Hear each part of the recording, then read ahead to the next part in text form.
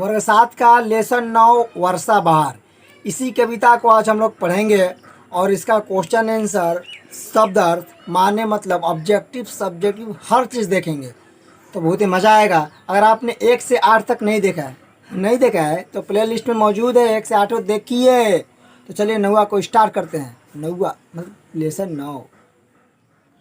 तो वर्षा बहार lesson number 9, जिसके लेखक का नाम है मुकुटधर पांडे। ये अपने लेखक का नाम है। तो लिखा, वर्षा बहार सबके मन को लुभा रही है, नभ में छठी अनूठी घनघोर छा रही है। नभ मानी होता आसमान, आसमान में छा रहा, मानी आसमान होता है। फिर लिखा है, बिजली चमक रहा है, बादल गरज रहे हैं, पानी बरस रहा है, झरने भी बह रहे हैं। चलती हवा है ठंडी, हिलती है डालियां अब, बागों में सुंदर गाती है मालिनी अब।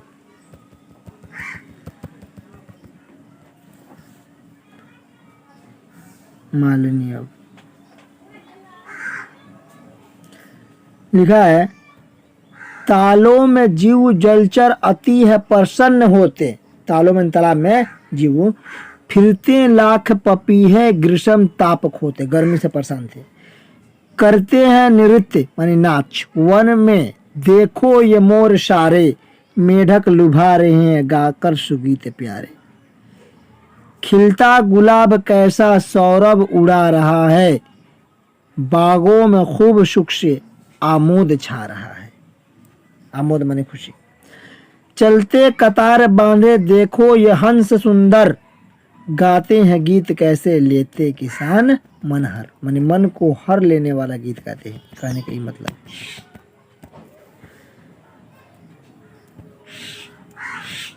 इस भांति है अनोखी वर्षा बहार भूपर, सारे जगत की शोभा निर्भर है इसके ऊपर।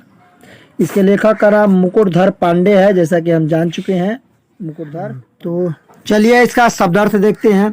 अनूठी मतलब होता है अनोखी, अनूठी मतलब क्या होता है? अनोखी। फिर लिखा आमोद, आमोद का मतलब होता है खुशी, आमोद माने खुशी। अति मानी बहुत, अति प्रसन्न होता है ना, बहुत प्रसन्न। लखो मानी देखो। मनहर मतलब मन को हरने वाले। सौरभ मतलब सुगंध, सौरभ का अर्थ क्या होगा? सुगंध। भू मतलब भूमि कह लें या धरती कह लें, पृथ्वी कह लें, जो भी कह लें। फिर पहला सवाल है, प्रस्तुत पाठ के आधार पर वर्षा ऋतु का वर्णन करें। फिर वर्षा ऋतु में बाग बगीचों में आनंद क्यों छा जाता है? अर्थ स्पष्ट करना है। खिलता गुलाब कैसा सौरभ उड़ा रहा है, गाते हैं गीत कैसे लेते किसान मनहर। इस सब का हमको क्वेश्चन आंसर बताना, हम बता रहे हैं, सबका क्वेश्चन आंसर दिखा रहे हैं। फिर यहाँ पर कुछ विलोम शब्द उसको हम बता रहे हैं। विलोम शब्द आ जा रहे हैं। तो सुख, सुख के उल्टा क्या होगा? विलोम माने उल्टा हो खेला, विलोम माने क्या होता है? उल्टा। तो कह रहा है कि सुख, सुख के उल्टा दुख, तो हम क्या लिख लेंगे? दुख हो गया। अब प्रसन्न, प्रसन्न के उल्टा क्या हो जाएगा? प्रसन्न को कह सकते हैं अप्रसन्न, अप्रसन्न, अ लगा दिया, बाकी वही रहेगा। अब सुंदर, सुंदर का उल्टा सुंदर, सॉरी सुंदर के उल्टा होता है कुरूप।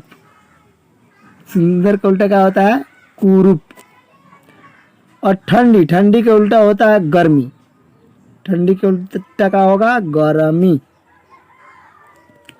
इस तरीका से हमने इसको देखा। अब आते हैं इसके हम क्वेश्चन आंसर पर कि आखिर इसका क्वेश्चन आंसर कैसे होगा, क्योंकि क्वेश्चन आंसर जरूरी है। हम आपको अगर क्वेश्चन आंसर का पीडीएफ चाहिए तो बस कुछ नहीं करेंगे, हमारे नंबर पर व्हाट्सअप कीजिएगा, हम आपको क्वेश्चन आंसर का पीडीएफ एकदम भेज देंगे फ्री में। इसके लिए कोई पैसा नहीं लगेगा, हम जाने अब देवो नहीं करेंगे। तो चलिए पहले सवाल पर आते हैं, थोड़ा सा ऊपर। करा, प्रस्तुत कविता के आधार पर वर्षा ऋतु का वर्णन करें। ये कविता पढ़ना हो तो इसी के आधार पर हमको इसका मतलब समझाना है। तो करा, वर्षा ऋतु में बिजली चमकने लगते हैं, ठीक है, बादल गरजने लगते हैं, दूगो, पानी बरसने लगती है, झरने भी बहने लगते हैं, ठंडी हवा चलने लगती है, जंगल में मोर नाचने लगते हैं। और इसी तरह से इस पाठ में वर्षा ऋतु का वर्णन किया गया है और इसी तरह से इसके बारे में आगे बताया गया है और समझाया गया है। फिर दूसरा लिखा है, वर्षा ऋतु में बाग बगीचों में आनंद क्यों छा जाता है। लिखा है ना, तो वर्षा ऋतु में बाग बगीचों में आनंद इसलिए छा जाता है कि जंगल में मोर नाचने लगते हैं, मेढक प्यारी प्यारी गीतें सुनाने लगते हैं और गुलाब खिलकर सुगंध उड़ाने लगते हैं। इसमें नहीं दिया, अगला चैप्टर में है, सॉरी अगला पन्ना में है, इसको हम दिखाते हैं आपको पीछे पीछे। हाँ, सुगंध उड़ाने लगते हैं, इस तरह से बाग बगीचों में आनंद छा जाता है। आनंद मानी खुशी छा जाता है। अब इसमें तीसरा क्वेश्चन क्या कह रहा है, थोड़ा सा देखिए। कह रहा है निम्नलिखित पंक्तियों का अर्थ स्पष्ट, मैंने इसका मतलब बताएं। खिलता गुलाब कैसा सौरभ उड़ा रहा है, इसका मतलब ठीक है समझे। खिलता गुलाब माने गुलाब खिलकर, सौरभ माने होता है सुगंध, उड़ा रहा है माने गुलाब खिलकर सुगंध उड़ा रहा है। लेकिन किसी का भी अर्थ स्पष्ट करने के लिए उसके बारे में लिखना चाहिए। कैसे, तो देखो ऐसे, यह वाक्य हमारे किसले के किताब से लिया गया है, क्या गलती कर दिए हैं, जिसके लेखक का नाम मुकुटधर पांडे है। लेखक इस वाक्य के माध्यम से यह कहना चाहता है कि देखिएगा, वर्षा ऋतु में गुलाब खिलकर सुगंध उड़ाने लगते हैं। शुरू वाली जो मतलब आप बताए थे ना, ठीक वही लिखे हैं, लेकिन माने मतलब को हम थोड़ा सा एक्सप्लेन करके लिखे हैं। फिर इसका एक और ख बच गया था, उसको देख लेते हैं। करा गाते हैं गीत कैसे लेते किसान मनहर। गाते हैं गीत माने गीत गा के, कैसे माने ऐसे गीत गाते हैं। किसान कौन गाता है, किसान जो मन को हर लेते हैं, माने मन को हर लेने वाला किसान गीत गाते हैं। लेकिन पहले इसका पहले इसका मतलब लिखिए।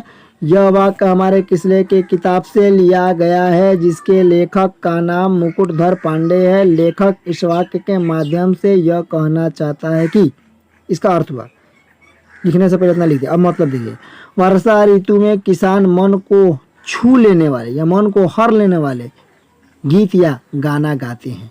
ठीक है, गीत या गाना गाते हैं। इस तरीके से इसका हमने क्वेश्चन आंसर हर चीज को देखा। अगर फिर भी कोई प्रॉब्लम है तो पूछ सकते हैं आप बिना झिझक।